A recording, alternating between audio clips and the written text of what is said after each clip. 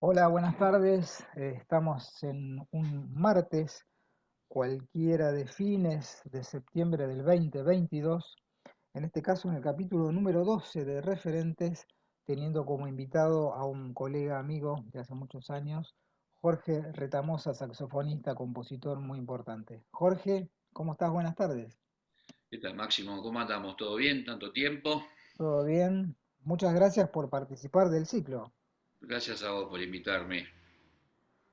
Tenemos una larga charla para desarrollar de acá en adelante para contar tu extensa historia con el saxo y con el tango también, cosa súper Mm, interesante, ¿no? mm. Lo primero en estas charlas donde nos vamos es quizás a la más tierna infancia de los invitados, donde empiezan las primeras relaciones con la música, digamos. ¿Cómo empieza tu relación por una cuestión familiar? ¿Hay algún pariente, hay algún disco, algo que despertó en vos el tema por la No, música? no, fue una casualidad. Mirá, Mis padres eh, les gustaba la música, eran bailarines de tango, pero eran ah, gente muy humilde. ajá, Entonces, yo tendría 7 años y nos mudamos al barrio de Once. ajá, Y resultó ser que en el edificio donde vivíamos había una señora que había sido en su momento una gran concertista mirá, y pasaba sus últimos años dando clases de manera particular, pero a la usanza del siglo XIX, o sea, ah, iba a la casa de la persona y sus explicaciones eran desde la teoría del solfeo hasta nociones de contrapunto mirá, y después tocar el piano, ¿no? ujú. La señora vivía en un departamento grande, de un ambiente, pero grande, con balcón, y donde había un piano Blutner de cola y enfrentado un piano Steinway. Una cama, una cocina chiquita y una biblioteca, ¿no? O La sea, música era la vida de esa era la señora. vida y por eso la demencia total que uno tiene también, ¿viste? Con eso. Claro, Entonces, empecé a ir un poco porque a mi viejo les gustaba y le parecía que era como una cosa que estaba buena que un chico aprendiera música. claro, qué bueno. Y bueno, se ve que tenía alguna condición porque me adoptó prácticamente, entonces como yo no tenía piano ni posibilidad de comprar, era todos los días ir digamos, a estudiar a la casa de la Qué señora. bueno, qué Y si bueno. ella se iba a dar clase, le dejaba la llave a mi papá me llevaba y bueno. Y ese asunto duró toda la primaria. Un montón. Sí, sí, como 4 años, 5, sí. Y este, eso también despertó mi interés por la música porque yo, digamos, al final de la escuela primaria empecé a escuchar los discos de los grupos que empezaban a aparecer ahí. Siempre Ujú, había alguno en el barrio que traía un disco de Sui Generis o de Box Day claro. o de Pescado y otra vida, ¿no? Cuando empezó el secundario no quise tocar más, la cosa supongo de rebeldía, pero sí estuve en vinculación con la música y un poco lo que nos ha pasado a todos los de nuestra generación, este, desarrollar el hábito de la escucha, de fascinarse con los discos, con la información de los discos, quién Sí. tocaba en qué lugar y a dónde. Uf. Y había un par de grupos de rock británico, King Crimson y eso, que tenían vientos. Mm, Y de ahí me hizo escuchar un poco también algunos grupos de, llamémosle más de pop o de rock, o de rhythm and blues que tenían caños, yankees, y de ahí al descubrimiento de Miles, de su época de rockera, ¿no? Y bueno, el caño escuché el saxo y dije, bueno, estaría bueno tocar el caño. mirá. Y al final del secundario yo me había empezado a laburar eh, el último año en Reuter Latin, la Sí, agencia de noticias, sí, sí. la parte económica. Yo ganaba un dinerito que estaba bien para un pibe en esa época. Mirá. Y bueno, junté unos mangos y me compré un caño. ¿Con qué empezaste? Con el modelo 6M de Charlie Parker, por una casualidad Ah, increíble, un señor se había comprado un Selmer. En esa época o tenías instrumentos muy malos o tenías que tener mucho dinero para comprar un instrumento muy bueno. claro. Y esto fue una suerte, ¿viste? Porque el instrumento estaba bien, viejo, con la mecánica vieja, todo eso, pero era un con, lo tengo todavía y Ah, y, buscando al lado de Sibals había una de esas, esos negocios de corrientes de discos y de libros sí, usados, y sí, yo me había hecho medio, gran parte de la colección de jazz en vinilo se la compré a un tipo que estaba ahí, un ajá. señor grande así todo pelado que decía, tengo una cosa que a vos pibe te va a gustar. Y, y encontré un disco de Miles que era rarísimo, la tapa era Miles, pero en realidad, después escuchando, eh, doy vuelta así la portada y lo veo a Parker con el 6M, como el que Ah, tenía yo. un Yo no alto, lo había escuchado a él. un alto. Sí, Ah, sí, yo no lo había escuchado a él. ah, Y me enloquecí, claro, enloquecí. Entonces después, viste esas cosas que sabes por historia, que era la época que Parker no podía estar a nombre de los discos, y era el quinteto de Parker con Miles re joven, y estaba a nombre de Miles, ah. el disco. Pero bueno, eso es un poco la Y vinculación, y con fui para esta, el lado del jazz, ¿no? y con esta señora que hacías tu trabajo al principio, hacías música académica, digamos, música Sí, sí, sí. clásica. Aparte, claro, los beneficios de eso, digamos, yo después miraba los libros, siendo yo más grande, lo que yo tocaba a los 10 años en el piano, ¿viste? Nocturno de Mozart, qué sé yo, no puedo creer, ¿viste? Pero lo que más le agradezco es haberme establecido como una disciplina, por ejemplo, ¿no? Saber que Claro, había que estudiar lentamente, sí. ¿viste? Por compases y no tocar un compás, tocar una frase y bueno, estudiar así, ¿viste? Con Qué el bueno metrónomo. eso. Pero No además, se qué bueno la circunstancia, qué buena la circunstancia de que no fue el caso mío, yo aprendí a tocar, digamos, con profesora, pero no con la lectoescritura, sino con la letra de la canción y el cifrado arriba, que eran los tonos en esa época, y vos empezaste a leer música de entrada, digamos, cosa que me parece que te debe haber este, acelerado mucho los tiempos de educación musical, ¿no? Me ayudó bastante y sobre todo al futuro cuando yo después ya empecé a estudiar cosas de composición y por ahí la persona con la que estudiaba no me tenía que explicar por qué fa bemol y no mi. Claro, O sea, son claro, cosas que había claro, aprendido a claro, los 8 claro, o 9 años porque si yo le decía que era mi, no fa bemol, me tiraban con una taza, ¿viste? Porque aparte de claro. un poco esa cosa así,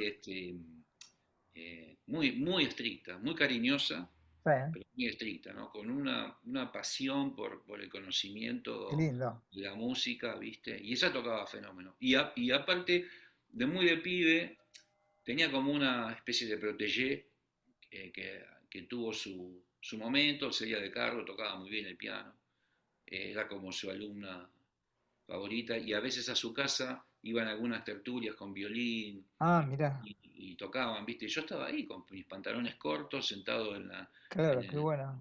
banquito escuchando un trío, ¿viste? Cómo tocaban y qué sé yo. Eh, Así que bueno, eso ha sido una buena Una cuestión. buena Y escuela. sí, y también, es verdad, me ayudó a la lectura, porque una de las cosas que siempre tuve con el caño, eso, que leía bien, y hubo una época que leía lo que sea, caía en cualquier lado a leer a primera vista lo que sea, y bueno, después eso lo vas perdiendo porque no, la acción no es tan constante, haces otras cosas, ¿no es cierto? Claro, claro. Pero fue una buena formación con el piano, ¿no? Y con el saxofón, ¿quién fue tu primer maestro, tu primer profe? No, estuve rondando con gente que estaba muy vinculada al jazz tradicional, que te explicaba alguna cosa, pero todo Ah, mal, ¿viste? ah, No estaba bien. Todo al revés de lo que pasó con el piano, ¿viste? ah, mirá, qué loco, ¿no? Sí, pero me duró poco, porque yo trataba de sacar algunas cosas de oído yo, ¿viste? Pero hay alguna cosa que no iba, ¿viste? Que no. Ah, Y siempre me había gustado mucho Bernardo Baraj. sí, Y bueno, fui a tomar clases con él. Y un poco romper también la cosa del temor a encontrarte con una figura y que el tipo fuera inabordable, ¿viste? claro. Y el tipo es una persona encantadora por donde lo mires, porque en esa época venía de tocar el Alma y Vida, que había sido un grupo increíblemente Popular. famoso, Sí, sí. muy popular, Sí, tremendamente popular. sí, y estaba empezando el proyecto de Barras Barroco. El dúo famoso, claro. Y yo lo había visto tocar. Y bueno, un poco también la vinculación posterior hacia el tango, que a mí siempre me gustaba. ¿Viste? Nosotros, todos nosotros, siempre hemos tenido discos de Piazzolla en nuestras Sí, casas, sí, sí, discos de Saluzzi, hemos tenido sí, siempre. sí, sí. Y Mezclados con otros, con ¿no? otros discos, claro, Claro, sí, sí. claro. Este, y, pero a él, por ejemplo, que siempre se lo digo cuando puedo, porque todavía nos hablamos con Bernardo. Eh, un día llegué, entré a la sala donde daba la clase y él estaba preparando algo. Y me dijo, escuchá, sentó y empezó a tocar una cosa que me mató, ¿viste? Era una versión de Flores Negras. Ah, Y era la primera vez que yo escuchaba esa música tocada por un saxofonista, pero no como un visitante o un turista de la música, ¿viste? Yo dije, claro. esto es un tango, sí se toca un tango, ¿viste? O sea, eh, inclusive ahí después ellos empezaron todo el asunto del trío y todo eso, Sí. esos años yo estudié con él, Ah, fueron dos o tres, estudiaba un montón, porque para mí lo que el Kia decía era la palabra santa, ¿viste? Entonces estudiaba un montón, me ayudó mucho en la en vincularme con una metodología profesional del estudio, ¿viste? ujú, Eh, y luego, bueno, mi otro gran maestro es Alejandro González, que es el solista de la banda sinfónica, y él, digamos, otra vez en un momento mío de crisis, de sonido artístico, qué sé yo, de no encontrar lo que yo quería tocar, ¿viste? Él me ayudó un montón porque también me planteó una forma de estudiar cosas que yo desconocía, de, la- del- de las cuestiones del instrumento en sí, por qué suenan o por qué no. claro. Y también estudié un montón, ¿viste? Un montón. Y me dijo, si estás dispuesto a desarmar muchas de las cosas que tenés que están mal, vamos a avanzar. Y yo le dije que sí, ¿viste? Y así que fueron, ya yo era una persona más grande y fue una buena, como una articulación diferente porque también estaba más vinculado al mundo académico y todo eso, aunque Ujú, yo no estaba pensando en tocar Glazunov o Ibert, los conciertos tradicionales claro, del saxo, claro, claro. este, una buena, esos son mis dos grandes maestros. Bien.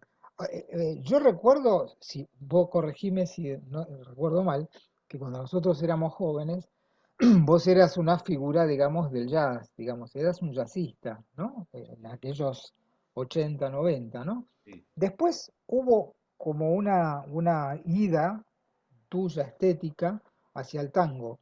Ujú. Contá un poco cómo es ese viraje y por qué. ¿Porque el jazz te dejó de gustar? No, calculo. No, Sino porque el tango te dio otras cosas. mira, Y además cambiaste de instrumento. sí, empecé a cambiar la cuestión de la instrumentación. ¿Cómo fue ese proceso? Mira, yo estaba haciendo una actividad, tocaba en grupos de jazz, tocaba en orquestas, ¿viste? Tocaba con los músicos de nuestra generación, con todo, con los más grandes también. Ujú. eh, y ¿te acuerdas lo de las leñas? Del Sí, seminario sí, de sí. jazz de las Sí, leñas. el seminario famoso. Sí. Bueno, yo fui ahí, estaba los que después conociste a todos, los que, viste, Marcelo Quitay, Soya, Patrone, Fernando Lerman, Jorge Daniel Míguez, Míguez, todo, sí, sí, sí. todo, viste, Cerrato, estaba, no me quiero olvidar, de Bries en piano también, bueno, un montón. Y era jazz todo el día, Claro. este, todo el día tocando el sable, bla, bla, y yo estaba podrido. Ah, Entonces le mostré unas cosas que había empezado a hacer, a, a Alejandro de Bries, con el que Ujú. había pegado buena onda. Me dice, esto es recontra porteño, Mirá, tenemos que hacer algo con esto. Y bueno, empezamos con Diego Weiner y Claudito Borrelli a ujú. juntarnos y a darle un poco de forma. Estaba todavía todo muy atravesado por la lógica del jazz, ¿viste? Sí, Las cosas que hacer solo solamente. sí, sí. Y entonces, bueno, lo que había hecho con los discos de jazz, lo empecé a hacer con los discos que había en mi casa de tango, ¿viste? Ujú. De poner la grabación y tratar de tocar lo que tocaba el bandoneón o el violín, ¿no? Ah, Y estudiar un poco las partituras del quinteto de Piazzolla y algunas cosas que yo había sacado de Salgán, ¿viste? Del Lugo, alguna cosa de la orquesta. Un arduo y dificilísimo camino visto desde ahora. claro. Y ahí empezó el asunto de armar un proyecto más grande. Yo todavía tocaba el alto. Era difícil encontrar un bandoneonista en esa época porque la EPA eran sus primeros años y no había tanta producción de músicos. De todas formas, Alejandro Savo era de la EMPA y bueno, me llamó, pues se publicaban avisitos. No existían los celulares, WhatsApp, No, ni nada, ni internet, ni esto, no. nada, nada. Y bueno, y lo fuimos armando. Empezamos de una forma, con un grupo, Alejandro de Bries, Sabo creo que ya estaba, después Abel Patroni que grabó y tocó un poco con nosotros. Y después entró Fernando Pugliese, porque era mi amigo, el que yo tenía, el que me dijo, tengo interés, aparte leía bien. Y con Fernando hicimos un par de discos con esa formación. Eh, Estaba Elías en el contrabajo. Sí. eh, y no sé cómo fue que llegó Lisandro Fix. No recuerdo cómo fue. Ujú. Creo que alguien me pasó, o yo hablé con... Con ¿Quién era el Galimani, profe de tango? No, Galimani no. Bono, Bueno, claro. me dice, te voy a pasar dos, fíjate, y bueno, Lisandro me estuvo bien, así que quedó. Y ahí empezó otra cosa, porque, claro,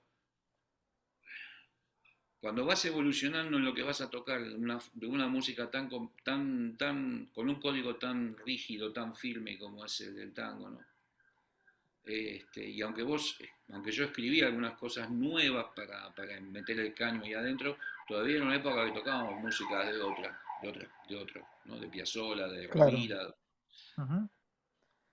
Y entonces teníamos la batería, entonces los platos, la batería orquestaban bien con el alto y con un poco con el tenor. Sí. Y ahí aparecieron dos cosas. Fernando no iba a seguir y apareció otro flaco de la EPA, un gran pianista, Germán Martínez, Ujú. que después era como el medio del director de piano de la orquesta escuela, ¿viste? Sí. Le hacía los cambios a Berlingeri, para que te des una idea de la tanguidad que tenía el flaco. Y ahí pasó una cosa maravillosa que fue que vos te acordás que en esa época se ensayaba igual aunque no se tocara. Totalmente. Sí, Entonces sí. ensayábamos una vez por semana, Fijo. fijo. A nuestro amigo Miguel en común le dejábamos la libertad de acción durante dos ensayos para que nosotros armáramos todos los quilombos de contrapunto y todo eso. Claro, claro. Y junto con todo ese periodo yo empecé de vuelta a estudiar seriamente composición nuevamente. Ujú. Estuve dando unas vueltas con algunas personas que por aquí eran de la UCA y qué sé yo, que sabían mucho, pero que no me servían. Hasta que Claro. di con Claudio Sujet y me ayudó un montón, ¿viste? Ujú. Porque fue como ir a la fuente y desarrollar algo que yo tenía una cierta, digamos, no sé, una palabra facilidad no, pero digamos, mis conflictos con la composición y los estudios no eran precisamente en el área del contrapunto. Eso es lo que Ah. mejor me funcionaba. Ujú. Tenía otro tipo de historias, ¿viste? Entonces, con cierta cosa sobre recargada y el horror vacui, ¿viste? El terror vacui Bien. Y bueno, esos 2 años o tres, con ese grupo tocamos un montón, hicimos un disco, hicimos un segundo disco, Alejandro se quedó a vivir en España, nos fuimos de gira, se quedó allá, volvimos, encontré a un chico que se llamaba Román Rosso, que fue el primero de los bandoneonistas que tocó conmigo, que era un muchacho joven y que ponele, era lo más parecido a Walter Castro, en el sentido que podía Mm. improvisar, Ah, tremendo. que podía ayudar con cosas, ¿viste? Distintas circunstancias, el flaco estaba en Colonia, Uruguay, por una cuestión familiar, Sí. venía una semana en barco, venía al ensayo, se iba a laburar, ¿verdad? Bueno, él grabó un disco que a mí me gusta mucho, tocamos bastante con él acá y siendo muy joven falleció del corazón. Uf, Sí, una cosa tremenda. tremendo. Estaba tocando con Guillo Spell. Ah, mirá. Y bueno, ahí empezó otro derrotero porque ese grupo se desarmó. Este, y entonces, bueno, ahí empezó a aparecer el barítono. El primer grupo, digamos, solista con tu música, ¿cuál es? Es Alejandro de Bries, eh, Claudio Borrelli en realidad, que después se va a Brasil y entra Miguel, Diego Weiner, y después en lugar de Diego entra Miguel Delbo, y después Miguel Delbo pasa la guitarra y entra Arturo Puertas y hacemos unos conciertos, que era amigote mío también, de mucho tiempo. Pero digo, llegan a grabar un disco con ese grupo. Con el grupo, sí, sí, Ah, sí, ok. sí, sí, llegamos a grabar, sí. ¿Ese sería tu primer disco oficial, digamos? Sí, lo que pasa es que ese primer disco es un poco más, es una creación más del cuarteto, ¿viste? Más de Borrelli Ah, ah, de Bries, digamos. Estaba todo muy atravesado por Alejandro de Bries es un tipo que tiene una ductilidad con la música tremenda, ¿viste? sí. Es una persona que resuelve un montón de problemas y es como que se transforma en lo que la música necesita, ¿viste? Y entonces sus intervenciones modificaban bastante, porque yo lo que llevaba era una melodía con un Una cifrado y, maqueta, claro. claro, y alguna idea de algún arreglo y todo eso. Después, al poco tiempo, empezó todo el rollo a partir de estas investigaciones de la música de Piazzolla, de Sargán, de Rovira, decir, bueno, vamos a poner contrapuntos acá, vamos a armar esto para la salida de este solo viene para acá, darle algunas referencias un poco más estrictas a los solos de piano, por ejemplo, si eran Ujú. de Fernando porque eran demasiado jazzísticos, entonces cómo montar los ritmos para que viste estuviera dentro de eso, ¿no? Y como se ensayaba una vez por semana, 3 horas, digamos, de alguna forma, viste, la música, eh, Empezaba a tomar forma. claro, inclusive te digo, tengo grabaciones en vivo, porque Sabo era muy fanático de grabar todo, viste, Ujú. que yo, digamos, escuchándolas alguna vez un tiempo, decís, che, esto estaba bien, ¿eh? Sonaba, Sí, sí, sonaba. sí, sí, sí, no, Claro, claro. Qué loco esa cuestión de la retrospectiva cuando uno lo vive en su momento, cuando uno es joven, y piensa que esa banda sonaba de determinada manera y uno se queda con una imagen quizás errónea y después ya más grande, más maduro y con otra cabeza lo escucha eh, y decís, che, no estaba tan mal esto, ¿eh? no, no, no, no, no, es Eso más, te digo, está bueno. sí, una de las mejores cosas que hice fue el final de ese grupo con Román, que te digo que falleció, Germán Martínez, Lisandro, Daniel y yo, que grabamos en guión. Ajá. La música está muy bien, cómo tocamos está muy bien, está muy mal mezclado Ah, y, y- y- y en esa época era muy difícil poder llevarse las cosas de un lugar a otro porque fue la primera vez que yo grabé en Pro Tools, por ejemplo. ah, La batería se grabó en los tracks digamos, de cinta. La batería estaba fuera de la todavía, claro. computadora. Entonces, hay dos temas que tuve que remezclar relativamente hace pocos años, eran menos de unos 10 años, Ujú. para una coreógrafa afroamericana que estaba haciendo un espectáculo y quería una cosa diferente de tango y eligió esos dos temas y bueno, los remezcló Ariel. Y claro, la calidad del audio de Ion es muy bueno y levantó todos un montón, suena Claro, fenomenal, ¿viste? claro. Entonces no lo lanzamos, todo, ya le dije a Fernando Lerman, viste que teníamos pa y eso, digo, sí. esperá, no pongas nada de eso, deja que termine de hacer una edición porque la música vale la pena que se escuche, digamos, bien, viste, correctamente, Ujú, como tiene que escucharse, ¿no?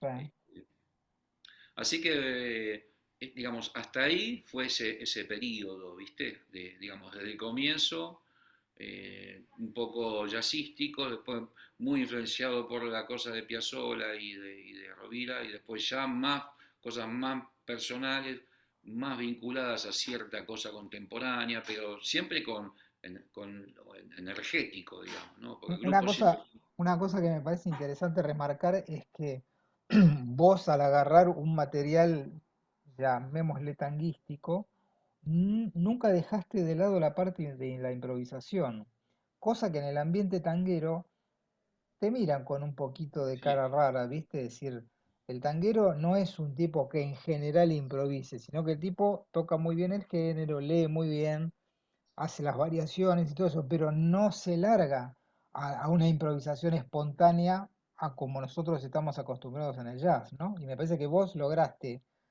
creo,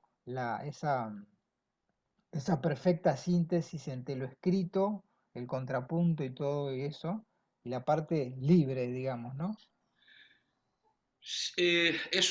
Es un trabajo constante, Máximo, eso, ¿eh? Porque es, Ujú, digamos, el desarrollo de un vocabulario que no sea remitirse a una versión, digamos, modificada de una variación, de un tema, lo que sea, sí, eh, es muy costoso. Es muy costoso hacer. Lo que sí yo siempre tuve en claro, en principio, que no quería hacer ningún guiño de tipo piola, ¿viste? Decir, bueno, arriba de Malena tocó jazz. ¿Por qué no? A mí claro, no me servía para un pomo, ¿viste? Entonces, claro. también es verdad que muchas veces, ¿viste? Nos hemos hecho solos, sin productor. Entonces, Ujú, muchas veces yo me di cuenta que hay cosas que las tendría que haber hecho de otra forma, ¿no? sí, Muchas veces he sí, sí, grabado cosas solamente para justificar que yo podía tocar un tango con el caño. claro. Hay cosas de las cuales todavía estoy contento, no sé, hace más de 20 años grabé con Oscar de Lía, Los Mareados, nos dimos la mano así, vamos al estudio y entramos, yo nunca había tocado con él, lo Ah, admiraba como tocaba el tipo, no claro, preparamos nada, tocamos y salió, a mí me encanta. sí, O la versión que hicimos con Patrone del Motivo, ¿viste? Yo, o sea, tiene casi, no sé, 28 años, ponele, eso, y yo digo, bueno, mira qué bien, que ya estaba encaminado en una dirección con el sonido del caño y el fraseo y todo eso. Pero es muy difícil llegar a una conclusión definitiva. Yo sí lo que estoy seguro es que no me preparo los solos todos craneados, ¿viste? Porque a mí no me va. Prefiero arriesgarme y cuando tengo que improvisar, estar en ese lenguaje, que para mí es lo desafiante. Es decir, bueno, eso totalmente. que está tocando el tipo, es tango, es porteño, es argentino, es o no lo es, en definitiva, ¿no? Después hay otra cosa que, viste, salvo para el ambiente profesional de la música, eh, muchas veces las personas que están en las decisiones de qué se difunde, qué no se difunde, tienen como preconceptos. Entonces decís, bueno, el saxofón, ¿a vos qué te figura? Una chica que se desnuda, qué sé yo, ¿viste? Un sonido meloso de tipo Sí, pop o rock, o, ¿no? Y bueno, sacalo de jazz porque el jazz es digamos, yo te digo que con ese sonido de pop rock no puedes tocar tango ni folclore, porque es como una cosa que se va para otro lado. Tenés claro, que trabajar otras cosas, básicamente la parte rítmica y fundamental y sobre todo la articulación. claro, La claro, articulación, claro. que no está ni siquiera en el jazz se articula así. Entonces, eh, es como, digamos, mi defensa es la siguiente, digo, alguna vez alguno va a agarrar el solo de la cachila mío o de algún otro tema y lo va a tocar con el violín o con el cello y va a decir recontra tango y lo tocó un salame con el saxo, ¿viste? Pero digamos que es que Claro, digamos, hay que esperar un poco el tiempo. Y el tercer momento para mí es el hecho de decir, bueno, estábamos tocando una música así, que después fue parte de algunos temas de viento de tango y eso. Y Daniel me dice, Daniel Míguez, mira, esto, yo ya no sé cómo entrar en esta música que estás escribiendo. Digo, Se bueno, está complicando. sí, quedémonos acá. Y entonces fue ese momento en que, digamos, dejamos piano, contrabajo, bandoneón y yo solamente con el barítono. Ahí Ah, encontré un espacio rítmico, sonoro, que me hace muy feliz, ¿viste? quizás, Jorge, el barítono es como que se emparenta mejor sonoramente con el fuelle. Total. Es el que Bueno, mejor. hay una historia con respecto a eso, ¿no? Sí, De Astor con sí, Johnny sí, sí, Mulligan, ¿no? sí, sí, Que me parece que ahí hay un germen de que no sé quién de los dos lo pensó, calculo que debe haber sido Astor, sí, sí, de cómo llegar a emparentarse con un músico tan importante del jazz como Mulligan, sí, con un instrumento tan particular como el barítono, y que sin embargo hicieron un disco increíble. sí.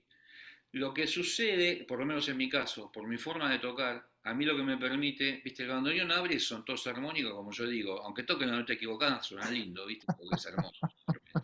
Entonces, abre, Claro, desarrolla un espectro que se come o interfiere en la zona de los otros. Con el claro. bajo yo puedo tocar un poquito arriba y bastante abajo de él.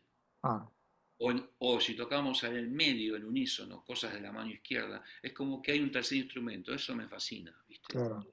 Hay una nueva tímbrica, Exactamente. Entonces el claro. cuarteto tiene su personalidad que se viene desarrollando en las dos últimas cosas que hicimos, bueno, 6 estudios tanguísticos que digamos que lo que no es de esa obra eh, es, es música mía tocada con barítonos básicamente, ¿no? Ujú. Entonces, tocaron el timbre, ¿puedo atender un segundito? Dale, dale.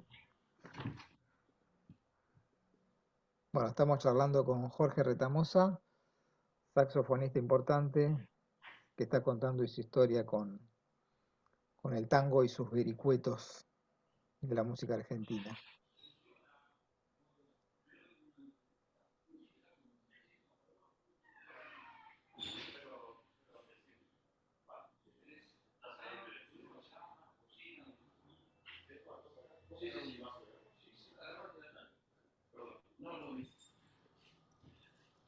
Sí, entonces te decía, esa sonoridad de alguna manera me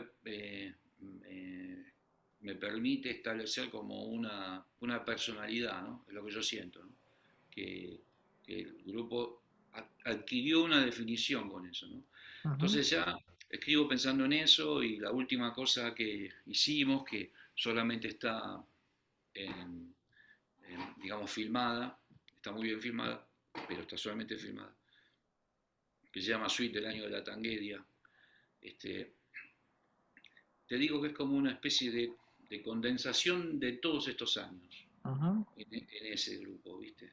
Hay contrapunto, hay solos, hay, hay, hay, hay más liviandad en lo que escribí, o sea, menos denso, todo más de otra forma. ¿Quién forma parte de este grupo último? Está Gastón Arischini en piano, que es de la zona de Luján, Mercedes, Ujú. y me recuerda mucho, mucho a Germán Martínez. Son Ah, los dos flacos que las endemoniadas que yo le podía haber expuesto en la partitura las resolvían.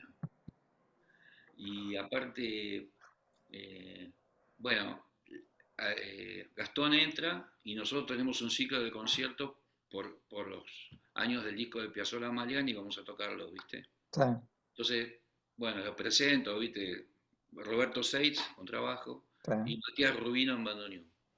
Wow. Roberto es un exalumno tuyo. Sí, sí, sí, sí. Bueno, también un músico re eficiente, ¿viste? Sí, sí, sí, sí. Estábamos una de las veces estábamos grabando, había un pedal que era como, no sé, una nota repetida 20 veces. Entonces le digo al técnico, ¿vos copiaste y pegaste? ¿Sabés que eran todas iguales? Kia tiene una, ¿viste? Un O sea, timing, sí, timing. Sí, sí, sí, sí, sí, sí. sí. Y es sólido, como yo le digo siempre al comandante, digo, es un tipo sólido. Y entonces eso me ayuda porque yo me enrollo mucho con él, con el Bari, con el Contra.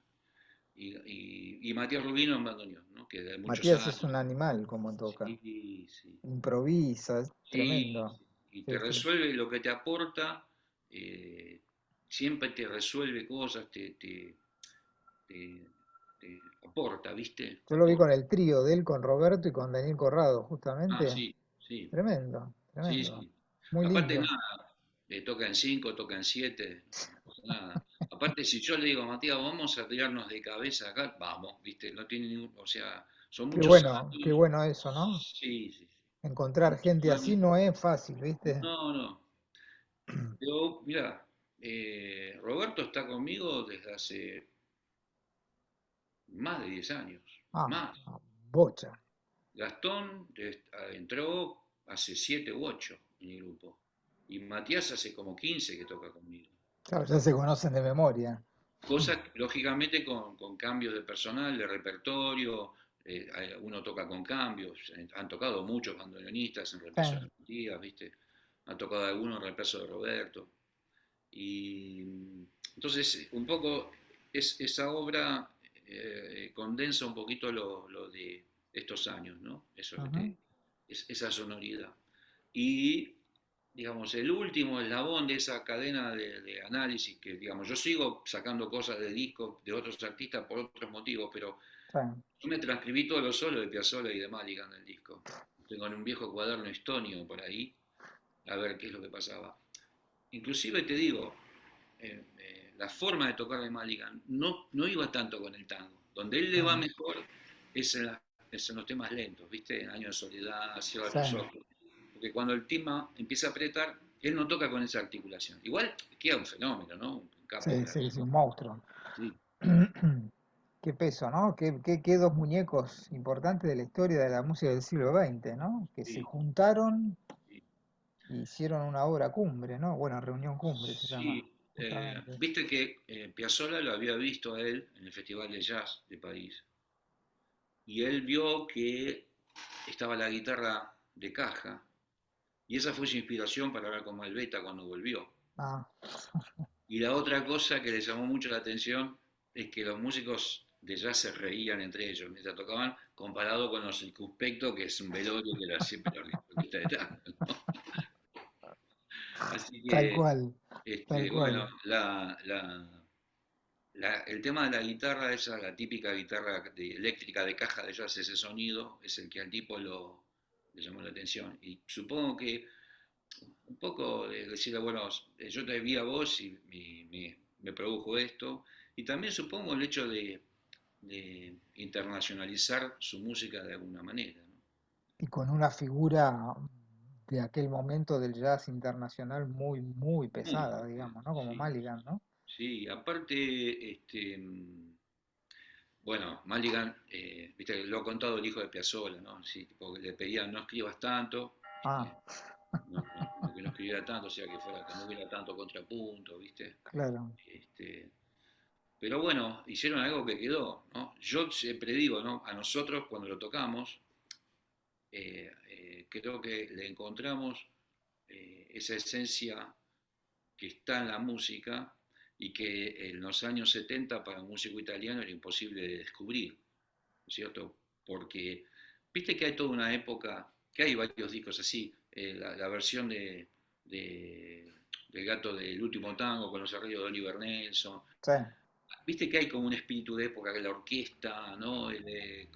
Un tipo de esas grabaciones de, por ejemplo, de otro tipo de música, pero que está en vinculación con una sonoridad orquestal y con unos solistas. sí. Eh, eh, ¿Cómo se llama este hombre que escribió Alfie, el compositor?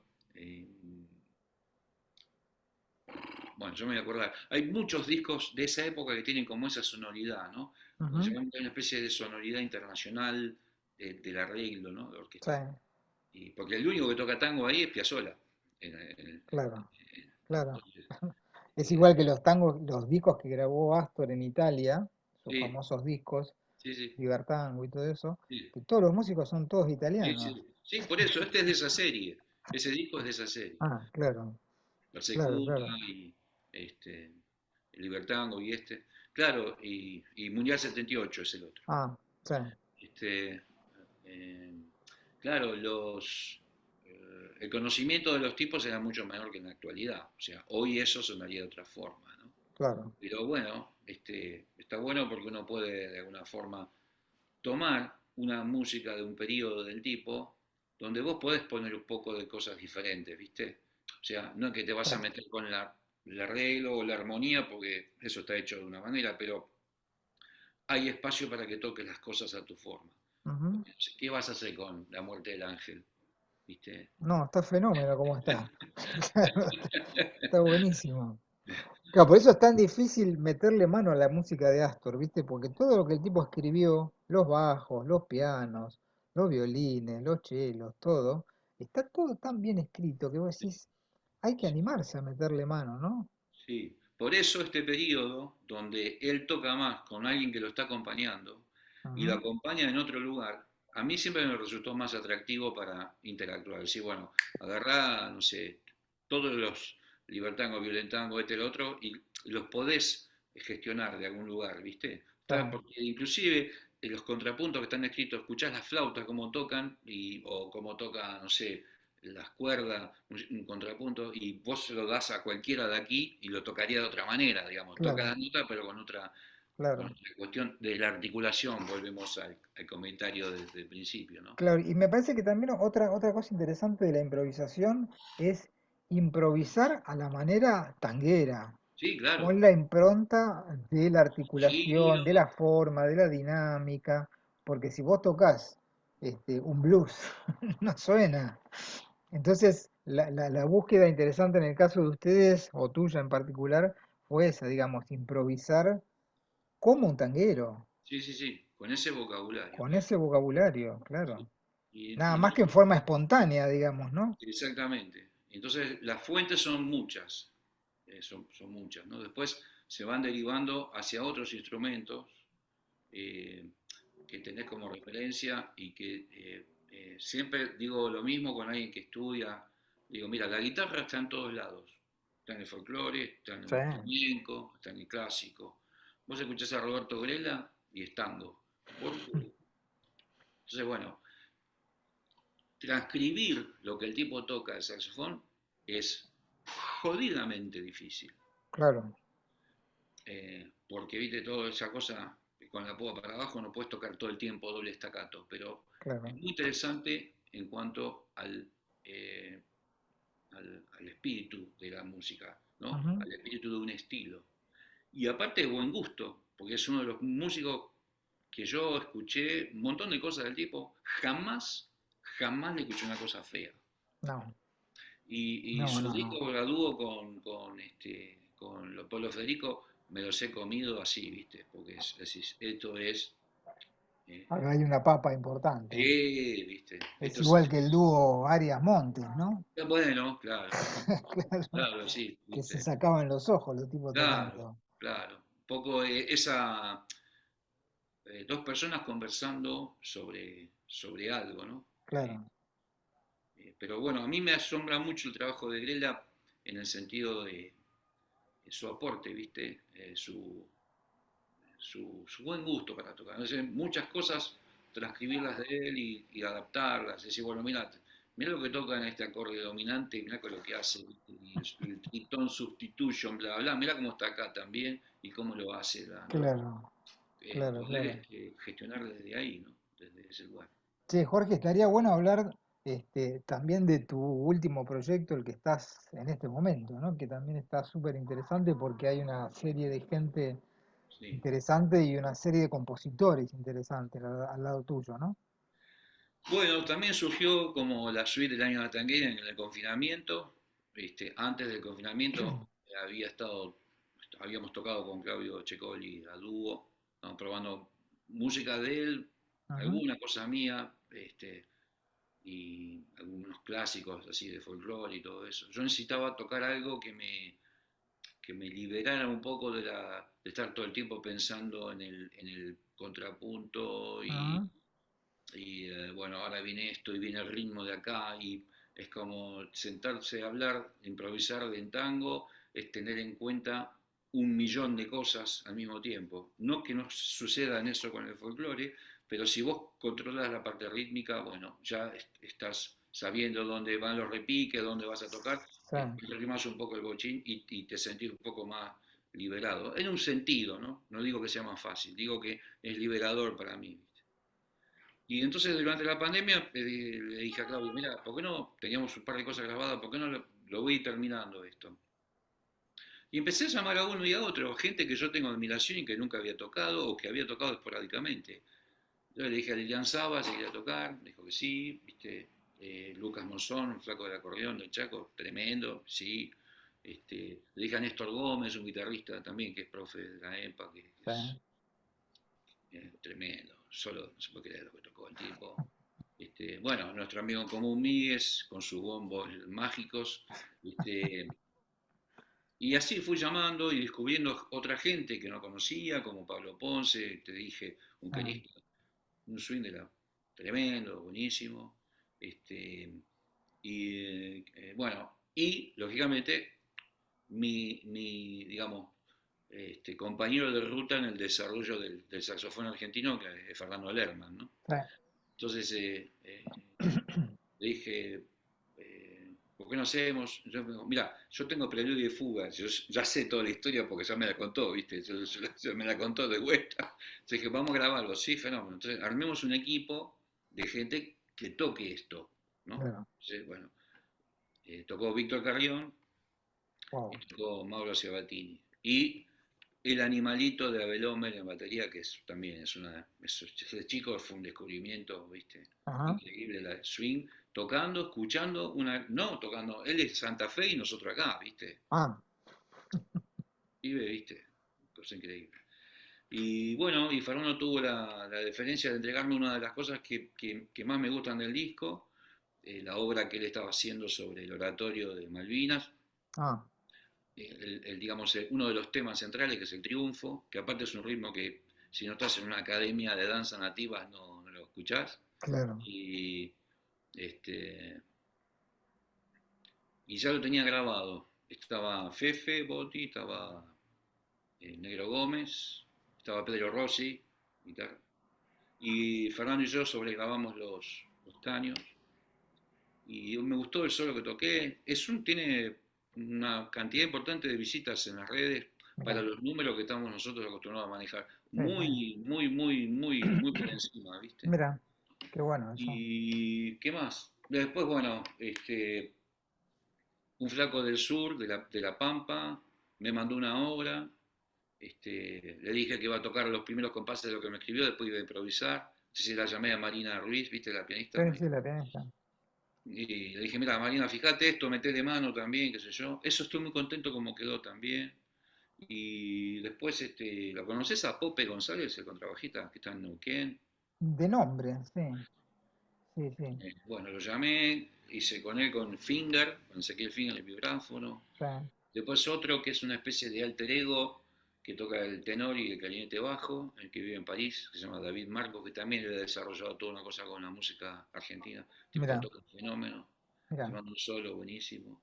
Así que muchos, viste, todos, con algunos había trabajado, otros los conocía, y entonces funcionó, hicimos un concierto hace poquito, el fin de Ajá. semana pasado, muy, muy, muy lindo. En un par de temas toca mi hijo en la grabación, algunos los mezcló, De eso quería hablar justamente. de tu ex De, alumno. de la elección del bajista, ¿no? Sí, Santiago es hijo tuyo y estudió de cero conmigo. sí, Empezó de cero, de cero. Y en la previa hablábamos de lo importante que es para, bueno, a mí no me pasó y me parece que a vos tampoco, del hecho de tener la música tan al lado la que tenés pegada, y que de repente vos lo hayas llamado a Santiago para tocar en tu grupo, no es solamente porque haya sido tu hijo, sino porque en realidad porque está en condiciones de hacerlo. Y eso está buenísimo. Confiar, ¿no? sí, sí, sí, sí. Y Confiar aparte, en el bueno, espacio. Y ese lugar, sí, sí, sí, el sí, sí. bajo, viste, es Sí, un sí, claro, instrumento sí, claro, que es, importantísimo. sí, como yo le digo a todos los bajistas, ¿viste? Los saxofonistas escuchamos bajista, y todo lo demás no le damos bola, ¿viste? Entonces, digo, tocá lo que va, ¿eh? Pues yo puedo tocar gracias a vos, le tenés que decir. Claro. Exactamente. Si vos no estuvieras, No podríamos tocar. No, no, Una no, vez no, así. una vez en el teatro me dijeron eso, charlando con varios colegas saxofonistas, estaba Fernando, estaba Pantirer, varios más. Estábamos hablando de a quién seguían ellos. Y yo estaba convencido que seguían al baterista. Y me decían, No, no, no, no, no, no, los saxos nosotros no. te escuchamos a vos, ¿eh? Y Sí, cuando sí, me dijeron eso dije, wow, qué sí, sí, responsabilidad que me metieron sí, encima. Dice, no, vos marcás el ritmo, la armonía, todo. Es decir, sí, sí. nosotros te escuchamos a vos. Si vos te vas a la Eso, mierda, se va todo a la mierda. eso, viste, viene de la tradición del jazz de los discos de Sonny Rollins, ¿no? Del primero que Mirá, sacó el mirá. piano y se puso. Entonces decís, bueno, él decía, escuchen el bajo, que ahí está todo, ¿no? Y después estaba que casi de la misma época, la cuestión esa de Monk con Coltrane, Ujú. que Monk no tocaba, y Monk le explicaba, si el bajista está tocando do, re, mi bemol, el do puede ser la bemol, puede ser esto, puede Claro, ser lo otro, y al tipo se le disparó. Claro, ahora todo el mundo eso ya lo sabe, pero había claro, que hacer claro. eso en En ese su momento, momento, claro, y claro. empezó eso que los sheet of sound, ¿no? Esas capas de sonido arriba de la armonía, muy, muy interesante. Entonces, es como que hay una tradición de que el saxofonista escucha el contrabajo, Bien. entonces, o el bajo. Y bueno, él mezcló, es muy eficiente con el audio, así que mezcló un par de temas del disco. Y bueno, es una cosa más para salir siempre vinculado a la música argentina, vinculado también a la actividad de la cátedra en el Falla, viste, yo doy tango y folclore ahí, Mira, entonces importante eso también. eso se está generando una cantidad también de material a través de las transcripciones que hacen los alumnos, viste, Ujú. de casi cosas que no hay, porque no hay para estudiar, no están los libros, no están las cosas, entonces No, hay que hacerlo, entonces, viste, transcriben Falú con transcriben a Uña Ramos, transcriben las cosas de tango que ya que, viste, que tienen que transcribir, pero se va construyendo, viste, qué sé yo, el kilómetro 11 de la versión de Rudy y Nini, viste, fu, para tocar eso que es una, en el saxofón te digo que es una cosa, que es una endemoniada total. Entonces claro, se va armando una carpeta donde ya hay como, hay como 25 o 30 transcripciones, o sea que claro, claro, es claro. un poco mi objetivo, es decir, mañana alguno de nuestros descendientes, si, mira, en tal año hicieron esto y tengo este libro para estudiar con el disco y qué sé yo. Entonces, eso, Pensar, Jorge, que cuando nosotros empezamos a estudiar allá a finales de los 70 no había un corno, no había nada. mira, nada, vos te acordás que cuando uno tenía un libro de, no sé, un libro, se sacaban 1 millón de fotocopias. Claro, yo me acuerdo del Real Book. Ya que Bernardo me dio el Real Book, le dije, Bernardo, hacete una copia de esto. Yo iba llorando por la avenida No, Jujuy, ¿viste? sí, sí, sí, era tremendo. Sí, Sí, sí, sí, sí. y bueno, es un poco, cada época tiene su cuestión para discutir, ¿no? O para Claro, sí, sí, sus cosas buenas y sus cosas malas, llamémosle. También yo lo que veo hoy es que hay también una sobredimensión del material, digamos, hay mucho material y quizás no tan bueno a veces, y claro, lo mismo pasa con la música. Ayer hablábamos con otro colega de los discos que nosotros teníamos de jóvenes, que eran 20, 30, 40 discos con suerte, y esos discos daban vuelta y daban vuelta y daban vuelta. Hoy en día la música ha tenido o está teniendo una escucha como mucho más parcializada. Entonces vos emitís una opinión, no nosotros, ¿no? Sino la gente joven emite una opinión de Jaco Pastorio, suponete, habiendo escuchado un solo tema. ah, Y decís, no, a mí ya con mucho no me gusta. Y le pregunté, cuántos discos escuchaste? No, escuché una canción. claro, Digo, con una canción vos podés saber si un artista te gusta o no. Tenés que escuchar este disco, aquel otro disco y aquel otro disco. Y ahí a lo mejor podés llegar a tener una referencia. Igual con los libros, hoy en día de bajo, no sé de saxo, pero de bajo hay un montón de metodología, de slab, de esto, de armónico, de no sé cuánto, de lectura, de jazz. Cuando yo estudiaba había solamente el Carol Case, no había otra cosa para estudiar. Y para claro, mí fue una gloria tener ese libro, y lo claro. sigo teniendo, ¿no? Pero De digo, todas ¿cómo cambiaron formas, las épocas, no? sí, yo, digamos, viste, a veces no corresponde, pero porque no corresponde de manera por el tiempo, pero a mí me gustaría estar en esta época con la pasión que uno Tuvo. tiene por la música. Claro, Yo claro, creo que claro. con el transcript no hubiera salido de mi casa. No sabría lo que era una pelota de fútbol, ni lo que ni ir a ver San Lorenzo Huracán, ¿viste? ¿Me entendés? Claro, O sea, porque yo veo todo tal lo que hay cual, y es apabullante lo que es podés hacer. Hay apabullante. 1000 horas, ¿viste? Y Sí, ya somos tipos de más de 60 años y bueno, y claro, todavía claro. te sigue, y bueno, sí, es así, ¿no? O Sí, sea, es sí, como sí, una especie y la locura de la información, ¿viste? sí, Saber, ¿no? Un sí, poco sí. eso. Eso, Veo que eso es lo, eso es lo bueno que tiene nuestra profesión, digamos, ¿no? Que el músico me parece que nunca termina de aprender todo lo que hay que aprender porque es tanto lo que hay que aprender que no te da la vida, me parece, ¿no? Va, por lo menos a sí, mí me pasa eso, ¿no? Día a día descubro cosas nuevas. sí. Para mí uno entra como un lugar, abre una puerta y encuentra dos. Y abre una y encuentra dos más, ¿viste? Y va encontrando así. Y esas que siguió, dejó otras. Y es como una Claro, cosa gigante, ¿no? Y claro, claro. es una energía que está muy por encima, ¿no? Por eso uno se admira cuando encuentra una persona que controla muchos elementos, ¿no? Es Mm, decir, para mí un gran artista es un tipo que controla muchas cosas, ¿no es cierto? No solamente claro, una cuestión instrumental, sino que controla este, el discurso, lo que va a decir, y para decir, vos tenés algunos casos, ¿no? Decir, bueno, ahí decir, nada, lo que está pasando acá, ¿no? Con tal música, con tal grabación, o con tal obra, ¿no es cierto? Pero claro, bueno, también ese camino es un poco eh, lo, lo que me resulta interesante poder hacer, ¿no? tal cual. Es la zanahoria que tenemos todos delante, ¿no? Exactamente. Che, Jorge, llegamos lamentablemente al final. Daría Bueno, para un par de horas más porque nos haría falta una charla sobre San Lorenzo Huracán, justamente. bueno. Nuestras grandes pasiones que vos compartís por San Lorenzo y yo por Huracán, que por suerte lo llevamos con alegría. Sí, muy bien. Sí, sí, por suerte, sí. Viste, los odios futbolísticos para mí no No, eso es existen. una boludez, no, eso Es es una una boludez. boludez. Yo tengo montones de amigos de San Lorenzo que nos Sí, llevamos muy bien, fenómeno. sí, loco, muy bien, muy bien. Así que bueno, ha sido un placer tenerte en el ciclo, Jorge, Gracias, charlando, Máximo. Siempre charlando estoy tan al lindo. tanto lo que vas haciendo y bueno, me alegra mucho y bueno, no faltará oportunidad para que nos volvamos a cruzar en directo. Dale, dale, un abrazo grande. Gracias, Esto Gracias. fue el capítulo número 12 del ciclo Referentes, en este caso el amigo Cuervo Jorge Retamosa. Chao, chao.